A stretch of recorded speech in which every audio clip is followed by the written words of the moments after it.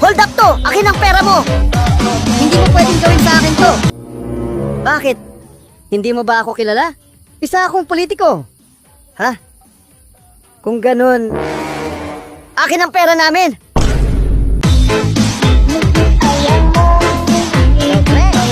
Hello pre, kamusta? May bago akong motor pre. Kakahulog ko lang. Talaga? Magkano hulog mo pre? Hindi pre, kakahulog ko lang sa kanal. Pwede ka bang pumunta dito?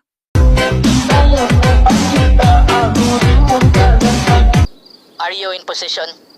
Yes, boss. Yung babaeng nakapula. Siya ang nag-iisa kong anak.